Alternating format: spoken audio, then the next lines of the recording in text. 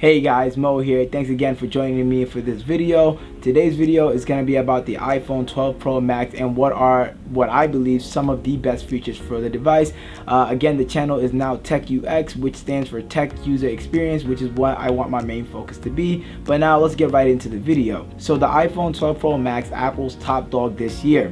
Now, these things are just going to be some of the things I like. The phone is not perfect in any way, shape, or form, but these are going to be some of the things that I like. It is a very good device, but again, no mobile device is perfect. I do plan on dropping a video about some of the things I dislike about it, but I'm going to probably do that in the near future. So make sure you hit that subscribe button and that like button and the notification bell just to make sure you are pinged once that video drops. So first, let's talk about the display. The display on this device is phenomenal. So you have here a 6.7-inch display that gets about 1200 nits of brightness. So with that in mind, this display is phenomenal all across the board. Whether you're outside or you're indoors, sunny days, gray days, the display will not disappoint even under direct sunlight. It is great for content consumption. Being an OLED display, the colors are really accurate, very vibrant, very bright, so you won't be disappointed in that regard. And also being 6.7-inch display size, it is great for gaming. You have plenty of space. Your thumbs don't feel like they're cramped in anywhere and anything like that, so it's definitely really good. If you use it for productivity, so for like video editing, checking your calendar, editing your Word documents, or editing a PDF file, or just moving things around on your phone, the display is a huge canvas and you will not be disappointed by it. So now let's talk about what I think is best next. The battery life. So the battery life on this phone is kind of funny because the phone's actual battery capacity is actually smaller than that of the iPhone 11 Pro Max, which is weird to take a step back in battery, but the battery performance overall is actually comparable, actually the same. And if you know anything about the 11 Pro Max, you know the battery life was insane, and you would be really hard fought to drain this phone's battery in one day. The phone's battery just lasts all day. I get about a day and a half out of it. So again, very not disappointing battery. I believe what allows the battery to be so good, even though the capacity is smaller, is of course optimization and also Apple's A14 Bionic chip, which is the first 5nm mobile processing chip, and that is just game changing. So now the other components won't be as taxing on the battery itself because of the efficiency and being 5nm. So again, that all adds on to having better battery performance while having a smaller battery capacity. And since we're on the topic of the processor on this device is phenomenal. Apple processors throughout the year are great no matter what you look at. They score insanely high in benchmarks, but just the day-to-day usage also is phenomenal. So you know, there's no hiccups, there's no lags. And actually what I did notice that is a little bit better, and this can be attributed to the processor and the RAM, I guess, together, that apps do stay open a lot longer. So when I had my iPhone 11 Pro, don't get me wrong, apps would stay open, but not for as long as like you have on some of the Android phones. But now I can leave a YouTube video, go in and do a whole bunch of other things, come back an hour later, and it's still exactly where I left it. It didn't refresh, YouTube didn't close or anything like that. So that could either be the software optimization, which I'm sure has something to do with it, but I also believe the 5nm processor chip with the RAM included, all in conjunction working together, just leads to that better experience, which, you know, I'm here all for. And now again, one of the best things I think about this new iPhone 12 is the body and the shape of the device.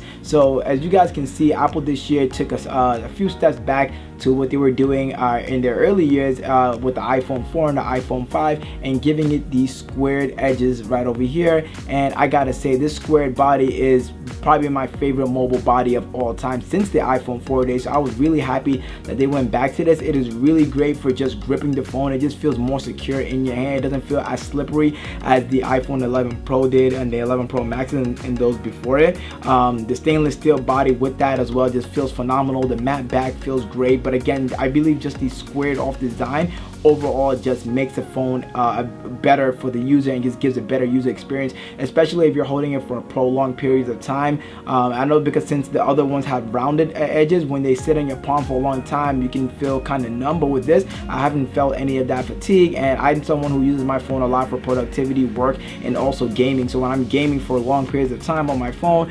it doesn't bother me at all. And also, like, it just like, it's almost like perfectly fits in your hand as a gaming controller just because of the way it's squared off, and I can't complain about the squared off design. So that's again one of my favorite physical features on the 12 Pro Max and also the 12 series in general. And the cameras, so the cameras on this device are phenomenal. So this is one of the years where Apple actually made a difference between the iPhone 12 Pro and then the 12 Pro Max in the camera department, because the camera on the 12 Pro Max has the sensor shift technology inside of it, which allows the camera to shift depending on what's going on and depending on movement, and also that leads to better video stability and just great performance. Also, Apple included the LiDAR sensor on the iPhone 12 Pro and the 12 Pro Maxes this year. LiDAR I'm not too crazy about, but it does seem to have improved Apple's portraits, especially around the edges when you feel someone who likes to take a lot of portrait photos. And also the 12 Pro Max specifically has bigger camera sensors, so that allows for more light intake as well. And then also you have the night mode on the selfie camera this year as well. So if you're someone who takes selfies in a poorly lit environment, or you're out with friends in a dim restaurant and you want to take a selfie, then the